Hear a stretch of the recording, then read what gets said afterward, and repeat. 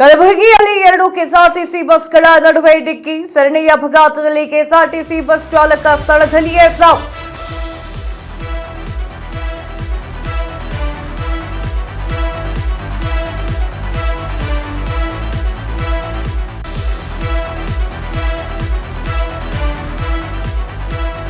ಕಲಬುರಗಿಯಲ್ಲಿ 2 ಕೆಎಸ್ಆರ್ಟಿಸಿ ಬಸ್ಗಳ ನಡುವೆ ಡಿಕ್ಕಿ. ಸರಣಿ ಅಪಘಾತದಲ್ಲಿ ಕೆಎಸ್ಆರ್ಟಿಸಿ ಬಸ್ ಚಾಲಕ ಸ್ಥಳದಲ್ಲಿಯೇ ಸಾವು.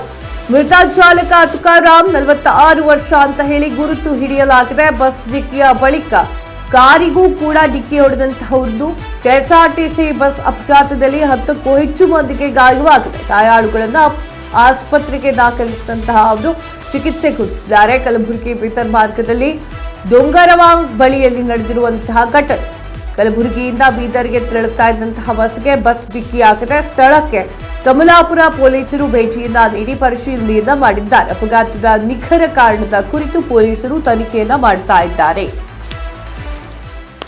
ಎಸ್ ವೀಕ್ಷಕರೇ, ಕೆಎಸ್ಆರ್ಟಿಸಿ ಬಸ್ ಆಕ್ಸಿಡೆಂಟ್ ಆಗಿದೆ. ಕಲಬುರಗಿಯಲ್ಲಿ 2 ಕೆಎಸ್ಆರ್ಟಿಸಿ ಬಸ್ಸೇ ಆಗಿತ್ತು. ಯಾರಿಗೂ ಪ್ರಾಣಾಪಾಯ ಆಗಿಲ್ಲ ಅಂತ ಹೇಳಕ್ಕಾಗೋದಿಲ್ಲ. ಒಂದು ಸಾವಾಗಿದೆ.